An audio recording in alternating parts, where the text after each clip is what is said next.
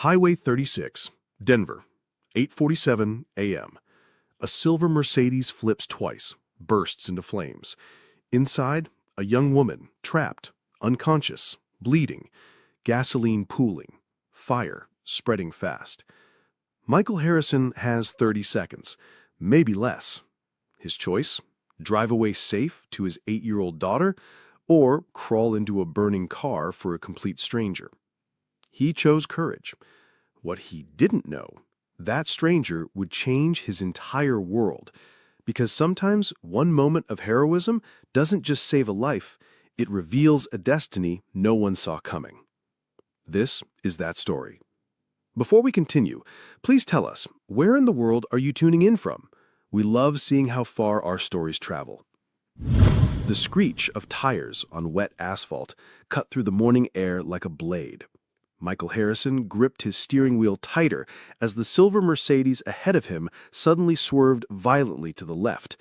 A deer bounded across Highway 36, disappearing into the tree line as quickly as it had appeared. But the luxury car wasn't so lucky. Time slowed to a crawl as Michael watched the Mercedes lose control on the rain-slicked road. The vehicle spun sideways, tires smoking against the asphalt, before careening off the highway and slamming into the concrete barrier with a sound that would haunt Michael's dreams for months. Metal twisted, glass exploded. The car flipped once, twice, before landing upright in a mangled heap. Michael's Ford pickup skidded to a stop on the shoulder. His hands shook as he reached for his phone, fingers fumbling with the emergency dial. 911. What's your emergency? There's been an accident on Highway 36, eastbound, about 2 miles past the Sterling Industries exit, Michael said, his voice surprisingly steady. Car hit the barrier, flipped multiple times. I can see someone inside. Sir, are you injured? No, but... Michael stopped mid-sentence. Smoke was beginning to rise from beneath the crumpled hood of the Mercedes. Sir, are you there? Michael ended the call and ran. Each step toward the wreckage felt like moving through quicksand. The closer he got, the worse it looked. The driver's side had taken the brunt of the impact, the door frame compressed inward like a tin can. Inside, a young woman, maybe 25, hung unconscious against her seatbelt. Blood trickled down her forehead from a gash near her hairline. Her left arm was bent at an angle that made Michael's stomach turn. "Miss!" Michael shouted, pulling at the driver's door handle. It wouldn't budge. "Can you hear me?" No response. Her breathing was shallow, labored. The smell hit him then. Gasoline. Sweet and sharp and terrifying. Michael looked down. Dark fluid was pooling beneath the vehicle, spreading outward like spilled ink. The engine made ominous clicking sounds, and small orange flames began to lick at the edges of the hood. For a moment that felt like an eternity, Michael stood frozen. He thought about Sophie. Love you to the moon, Daddy. And back again, sweetheart. Their morning goodbye echoed in his mind, Sophie with a rainbow backpack skipping toward the school entrance without a care in the world. Sophie, who'd already lost her mother to a brain aneurysm 2 years ago. Sophie, who would be completely alone if something happened to him. The flames grew larger. Michael ran back to his truck and grabbed the tire iron from behind his seat. Glass showered everywhere as he smashed the rear passenger window of the Mercedes. The sound of breaking glass mixed with the growing roar of fire under the hood. The heat hit him immediately as he crawled through the window frame. Smoke filled the interior, making his eyes water and his lungs burn. The woman's seatbelt was jammed, the metal clasp twisted from the impact. Michael pulled out his pocket knife, the last anniversary gift Catherine had given him before she died. His hands shook as he sawed through the thick fabric of the seatbelt, the blade catching and slipping with each desperate cut. Come on, come on. The flames were visible through the dashboard vents now, orange tongues of fire reaching toward the interior. His jacket sleeve caught fire, and he beat it out with his bleeding hands, never stopping his work on the seatbelt. The woman's head lolled to one side as the belt finally gave way. Michael caught her weight against his chest, her body limp and frighteningly still. Blood from her head wound soaked into his shirt as he dragged her toward the back seat. Getting her through the rear window was like trying to thread a needle while wearing boxing gloves. Michael's back scraped against jagged glass as he pulled her through, tearing through his shirt and skin. The front of the car was now fully engulfed in flames, and he could feel the heat blistering the skin on his neck and arms. They were 5 feet from the car when Michael heard it, a low whooshing sound that made his blood freeze. He threw himself forward, covering the woman's body with his own, just as the gas tank exploded. The force of the blast lifted them both off the ground. Michael felt debris rain down on his back, sharp pieces of metal and glass embedding themselves in his shoulders and arms. The heat was overwhelming, like standing too close to a furnace. When the ringing in his ears finally stopped, Michael found himself lying in the grass 10 feet from where the car had been. The woman was beneath him, still unconscious but breathing. He rolled off her carefully, his entire body screaming in pain. The Mercedes was nothing but a twisted skeleton of charred metal, flames still dancing among the wreckage. Michael pressed his jacket against the woman's head wound, his burned hands trembling with adrenaline and shock. "You're going to be okay," he whispered, though he wasn't sure if he was talking to her or himself. "Help is coming. Just hold on." In the distance, sirens wailed. As Michael knelt there in the wet grass, his back on fire with pain and his hands raw with burns, he couldn't stop thinking about that morning, about dropping Sophie off at school, about how she'd looked back at him with that bright smile, completely trusting that her daddy would come home safe. What have I done? But then the woman stirred slightly, and Michael heard her whisper something so quiet he almost missed it. "Thank you." And somehow in that moment, he knew Catherine would have been proud. The paramedics found them like that. Michael hunched over the unconscious woman, talking to her softly, even though she couldn't hear him. His hands were a mess of burns and lacerations. Second-degree burns covered his back and arms, and blood seeped through his torn shirt from a dozen cuts. "Sir, you need to let us take a look at you," the paramedic said, a young man with kind eyes and steady hands. "Take care of her first," Michael insisted, his voice hoarse from smoke inhalation. "She was trapped longer than me." "Sir, please." Michael's eyes never left the woman's face. "Make sure she's okay first." It took 3 paramedics to convince Michael to step back while they worked. As they loaded the woman into the ambulance, Michael caught a glimpse of her purse, scattered contents spilling onto the wet asphalt. A driver's license, credit cards, a photo of an older man with silver hair and kind eyes. The name on the license read, Olivia Sterling. Sterling, like Sterling Industries, where Michael had been working as a maintenance supervisor for the past 5 years. But the connection didn't register through the fog of shock and adrenaline. All that mattered was that she was breathing, that the paramedics were saying words like stable and responsive. "What's your name, sir?" the second paramedic asked as she cleaned the glass from Michael's hands. "Michael Harrison." "Well, Mr. Harrison, you saved her life, but you also nearly got yourself killed doing it. These burns are serious." Michael nodded absently, watching the ambulance pull away with Olivia inside. Only then did he allow himself to think about Sophie, about the phone call he'd have to make to his sister. How do you tell an 8-year-old that Daddy might have scars for the rest of his life because he couldn't drive past a stranger in trouble? The emergency room at Denver General was a blur of activity. Michael sat on an examination table while Dr. Sarah Chen worked on his hands, carefully removing pieces of glass and debris from his palms and fingers. "You're lucky," she said, though her expression suggested she thought he was anything but. "The burns on your back are a 2nd degree, but they should heal without permanent damage to muscle function.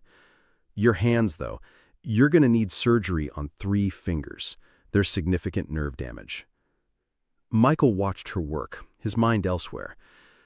"The woman from the accident, Olivia Sterling, she's alive because of you," Dr. Chen said firmly.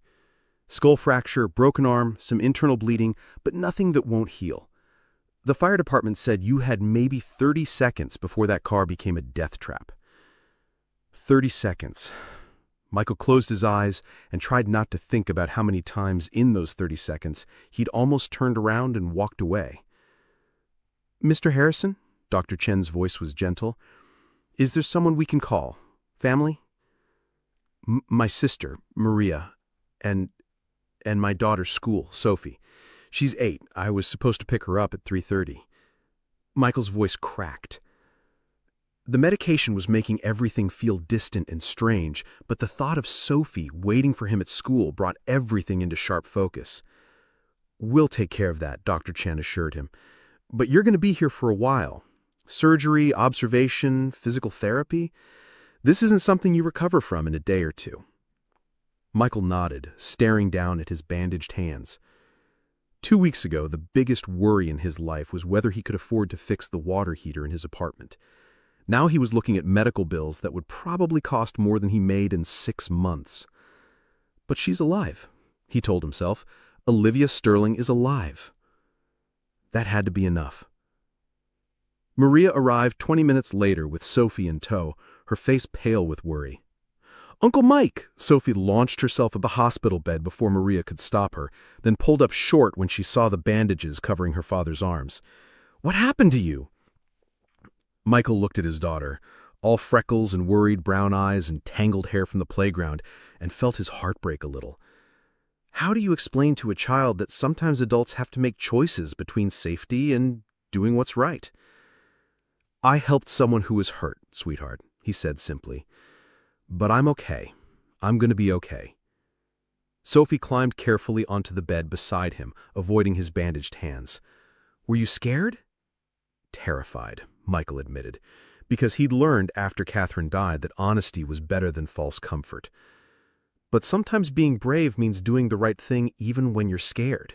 "Like how you took care of me after Mommy went to heaven?" Michael's throat tightened. Sophie only talked about Catherine in whispers, usually late at night when the dreams were bad. Hearing her mention it so matter-of-factly was both heartbreaking and hopeful. "Yeah, baby, just like that." Maria squeezed his shoulder. "The school said you missed work. Have you called Roger yet?" Roger Bennett, his supervisor at Sterling Industries, a good man who'd been patient when Michael needed time off after Catherine's death, but patience had limits. Missing 2 weeks for medical recovery was one thing. Missing work because you'd nearly killed yourself saving a stranger was another. "I'll call him tomorrow," Michael said. "Right now, I just want to go home." But as he lay in that hospital bed, watching Sophie color pictures of superheroes she insisted looked like him, he couldn't shake the feeling that something had fundamentally changed. Not just in his body, with the burns and cuts that would leave permanent scars, but in his understanding of who he was and what he was capable of. Catherine used to say that love meant showing up for people, even when it cost you everything. Michael had always thought she was talking about family, about the way you take care of your wife and daughter no matter what. He'd never considered that sometimes love meant showing up for complete strangers. 2 weeks later, Michael was back at work, with his hands still bandaged and his movements slower than usual. The burns on his back had healed enough that he could wear his uniform shirt without too much discomfort, but gripping tools was still painful. He was fixing a heating unit in the executive wing of Sterling Industries when Roger Bennett found him. "Mike?" Roger's voice was strange, almost nervous. "Mr. Sterling wants to see you, in his office, now." Michael's stomach dropped. Alexander Sterling, the CEO of Sterling Industries. In 5 years of working there, Michael had never even been on the same floor as the man's office, let alone called to meet with him personally. "Is this about the time I missed?" Michael asked, already mentally calculating how much money they had saved and how long it might last if he lost his job. "Just go up there, Mike. Diane's expecting you." The executive elevator felt like the longest ride of Michael's life. The top floor of Sterling Industries was all marble and glass, with panoramic views of the Denver skyline and the mountains beyond. Michael had seen it in company newsletters, but being there in person was overwhelming. Diane, Mr. Sterling's assistant, smiled warmly at him. "Mr. Harrison, he's expecting you. Please, go right in." The office was larger than Michael's entire apartment. Floor-to-ceiling windows looked out over the city, and expensive artwork lined the walls. Alexander Sterling stood by the window with his back turned, a distinguished man in his 60s with silver hair and perfectly tailored suit. But it was the other person in the room who made Michael's breath catch in his throat. The young woman from the accident sat in a wheelchair near Mr. Sterling's desk. Her arm was in a cast, and bandages were still visible on her forehead where Michael remembered seeing blood. But her eyes were alert and focused, and she was staring at him with an expression he couldn't quite read. She was crying. "Mr. Harrison?" Alexander Sterling turned from the window, and Michael could see that his eyes were red-rimmed with emotion. "I'd like you to meet my daughter, Olivia." The world tilted sideways. His daughter, the woman Michael had pulled from the burning car, the stranger he'd risked his life for, was Alexander Sterling's daughter. Olivia struggled to stand from her wheelchair, wobbling slightly on unsteady legs, and before anyone could stop her, she crossed the room and threw her good arm around Michael in a fierce hug. "You saved my life," she sobbed into his shoulder, her voice muffled by tears and emotion. "The doctor said I had less than 30 seconds before the fire reached the passenger compartment. They told me everything. Your injuries, your burns, how you shielded me from the explosion." Michael stood frozen, overwhelmed by the revelation and by the weight of her gratitude. All he could think about was that morning weeks ago, about how close he'd come to driving past the accident, about Sophie, about the choice between safety and courage. "I just did what anyone would do," he said quietly. "No." Alexander Sterling's voice was thick with emotion as he approached them. "Mr. Harrison, Michael, I've spent the last weeks learning about you, about your wife, Catherine, about Sophie, about how you've worked here for 5 years without a single complaint, how you've never missed a day except when you were literally in the hospital because you saved my daughter's life." The older man placed a hand on Michael's shoulder, and Michael noticed that it was shaking slightly. "Mr. Harrison, Michael, I've built this company on the principle that good people deserve recognition. But what you did goes beyond anything I could have imagined. Olivia is my only child. I lost my wife Margaret 10 years ago to cancer, and Olivia is all I have left in this world." Olivia pulled back from the hug, wiping tears from her cheeks. "I've been having nightmares about being trapped in that car. The fire, the smoke, the feeling of not being able to move. But then I remember someone was there, talking to me, telling me I'd be okay. Even though I was unconscious, somehow I heard you." "You told me thank you," Michael said suddenly. "Right before the paramedics came, you whispered thank you." "I remember that," Olivia said softly. "It was like hearing an angel." Alexander Sterling cleared his throat, composing himself. "Michael, I want to make some things clear. First, all of your medical expenses have been covered. Every penny. That's non-negotiable." Michael started to protest, but Alexander held up a hand. "Second, we are promoting you to facilities director. It comes with a substantial salary increase and benefits that will cover Sophie's health care and education through college." "Mr. Sterling, I can't—" "Third," Alexander continued, "Olivia has a request." Olivia smiled through her tears. "I've been working on my master's degree in child psychology. Before the accident, I was driving to a children's shelter to deliver books and spend time with kids who've lost parents. It's something I do every week." She paused, glancing at her father. "I'd like to meet Sophie. Not because I feel obligated to, but because I want to understand the kind of man who would risk leaving his daughter an orphan to save a stranger. I want to learn from both of you." Michael felt tears he didn't know he'd been holding back start to fall. She'd like that. Sophie would really like that. The first time Olivia came to dinner at their modest apartment, Sophie was so nervous she hid behind Michael's legs for the first 10 minutes. But Olivia had brought a bag full of art supplies and a book about superheroes, and within an hour, the two of them were sitting on the living room floor, coloring and laughing like old friends. "Mr. Mike," using the nickname Sophie had insisted she adopt, "you know what Sophie told me today?" Michael looked up from the kitchen, where he was attempting to cook spaghetti with his still healing hands. What's that?" She said her mommy used to tell her that angels don't always have wings. Sometimes they just have brave hearts. Michael's hand stilled on the pasta spoon. Catherine had said those exact words to Sophie during one of their bedtime conversations back when she was still alive to tuck their daughter in at night. "She was right," Olivia continued. "I used to think heroes were people in movies or books, but real heroes are people like you, people who show up when it matters." Sophie looked up from her coloring book. "Olivia says she wants to help kids like me, kids whose mommies and daddies are in heaven." "Is that right?" Michael asked, bringing plates of spaghetti to the coffee table where they were sitting.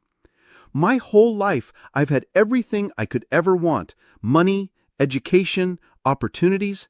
But I never really understood what it meant to be grateful until I woke up in that hospital and realized someone had risked everything to save me." She paused, twirling spaghetti around her fork with her good hand. You didn't just save my life that day, Michael. You showed me what my life should be for, what it means to live in a way that's worthy of the sacrifice someone made for you. That night, after Olivia left and Sophie was asleep, Michael sat in his small kitchen and pulled Catherine's coffee mug from the cabinet where he'd kept it for 2 years. He'd never been able to bring himself to use it or put it away permanently. It had just sat there, a reminder of everything he'd lost. For the first time since Catherine died, Michael made himself a cup of coffee and drank from her mug. It didn't bring her back. Nothing ever would. But somehow, it felt like she was there with him, proud of the choice he'd made and the new family they were building from the ashes of their grief. 6 months later, Sterling Industries held its annual gala at the Denver Art Museum. Michael stood backstage in a rented tuxedo that Sophie had insisted made him look like James Bond, nervous sweat beading on his forehead despite the air conditioning. "You ready for this, Daddy?" Sophie asked, straightening his bow tie with 8-year-old seriousness. "Not even a little bit," Michael admitted. Alexander Sterling had insisted on presenting Michael with the company's first annual Courage Award at the gala, in front of 500 employees, board members, and community leaders. Michael had tried to decline, but Olivia had given him a speech about the importance of recognizing real heroes in a world full of fake ones. "It's not about you. It's about showing other people that ordinary individuals can do extraordinary things. That courage isn't about being fearless. It's about being afraid and doing the right thing anyway." From the wings, Michael could hear Alexander's voice carrying across the ballroom. "Ladies and gentlemen, this company was built on the principle that every person matters. Tonight, I want to tell you about a maintenance supervisor who exemplified that principle in the most extraordinary way." As Alexander began telling the story of the accident, Michael felt Sophie slip her small hand into his. "Daddy, are you scared?" "Terrified," Michael said honestly. "That's okay," said, with the wisdom that children sometimes possess. "Heroes can be scared. That's what makes them brave." When Michael walked onto the stage, the entire room erupted in a standing ovation that seemed to go on forever. But he only had eyes for Sophie, who was beaming with pride from the front row, and for the photo of Catherine he kept in his jacket pocket, the woman who taught him that love means showing up for others even when it costs everything. Alexander presented him with a crystal award engraved with the words, "For extraordinary courage in the service of others." But the real gift came in his speech. "Michael Harrison represents the best of what Sterling Industries stands for," Alexander said. "But more than that, he represents the best of what humanity can be." Tonight, we're establishing the Catherine Harrison Memorial Scholarship Fund for children who've lost parents, because Michael has taught us that when we take care of each other, we honor those we've lost. In the audience, Olivia wiped tears from her eyes. Over the past 6 months, she'd become more than just the woman Michael had saved. She'd become Sophie's honorary big sister, Michael's friend, and a reminder that sometimes the most unexpected moments lead to the most beautiful connections.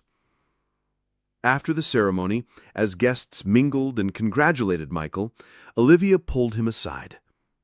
"You know what the hardest part of recovery was?" What's that? Knowing that someone risked everything for me when I was a complete stranger. It made me realize I needed to live a life worthy of that sacrifice. You didn't just save me from that car, Michael. You saved me from wasting my life on things that don't matter. She gestured toward Sophie, who was showing off her father's award to anyone who would listen. Look at her. Look at how proud she is. You raised a daughter who thinks her daddy hung the moon. And you know what? She's right. Michael smiled, watching Sophie animatedly tell the story of his heroism to a captivated audience of adults. Catherine would have loved this. Not the attention or the award, but seeing Sophie so happy, seeing our family grow. She would have been proud of you, Olivia said, for the man you were that day on the highway, and for the man you've become since. 1 year later, Michael Harrison's life looked nothing like he could have imagined. He worked in a corner office as Vice President of Employee Welfare and Community Outreach, a position Olivia Sterling had created specifically for him. The job allowed him to identify and help employees facing hardships, to ensure that Sterling Industries lived up to its values, not just in policy, but in practice. Sophie thrived in a private school that Olivia had recommended, but more importantly, she'd found her smile again. The nightmares about losing her mother had faded, replaced by dreams about the future and the extended family that had grown around them. Every Thursday, Olivia came for dinner. Every Sunday, the three of them visited children's shelters and hospitals, reading stories and bringing art supplies. Sophie had decided she wanted to be a feelings doctor like Olivia when she grew up, so she could help kids who were sad. People need hope, Sophie had explained with 8-year-old clarity, and sometimes hope looks like someone who cares about you. On a quiet Tuesday morning in October, exactly 1 year after the accident, Michael drove Sophie to school in the new car Alexander had insisted he accept. As they pulled up to the school entrance, Sophie turned to him with the same bright smile she'd had before Catherine died. "Love you to the moon, Daddy." "And back again, sweetheart." Michael watched her skip toward the school building, her rainbow backpack bouncing with each step, and felt Catherine's presence as strongly as if she were sitting in the passenger seat beside him. The scars on his hands and back had faded, but never disappeared. Permanent reminders that sometimes the greatest gifts come from the most unexpected moments, that a single decision to help a stranger can change not just one life, but many. As Michael drove toward Sterling Industries, toward another day of work that felt more like a calling than a job, he thought about that moment on Highway 36, the choice between safety and courage, the 30 seconds that had redefined everything. He'd made that choice thinking only about saving one life. He had no idea he was also saving his own. Sometimes the universe puts people exactly where they need to be. Sometimes heroes don't wear capes. They just show up when it matters most. And sometimes, when you risk everything for a stranger, you discover that stranger was never really a stranger at all. She was family you just hadn't met yet. If this story touched your heart, please share it with someone who believes in the power of ordinary people doing extraordinary things. Because in a world that sometimes feels dark, we all need reminders that heroes walk among us. They're just wearing work clothes instead of capes. Subscribe to Everbell Stories for more tales of courage, love, and the unexpected connections that change everything. And remember, you never know when 30 seconds of courage might transform not just someone else's life, but your own. But wait, I know what you're thinking. You've been watching Michael and Olivia's beautiful friendship unfold, seeing how perfectly they complement each other, how Sophie lights up whenever Olivia walks through their door. You've noticed those lingering glances, the way Olivia's voice softens when she talks about Michael's courage, the way Michael's entire face changes when Sophie lightens up when she sees Olivia. You're wondering if maybe, just maybe, this story of rescue and friendship could become something even more beautiful. Well, let me tell you something. Months after that gala, on a snowy December evening, when Olivia was reading bedtime stories to Sophie, something happened that changed everything again. A moment so tender, so unexpected, that it made Michael realize his heart was ready to love again. And Sophie? She had plans of her own.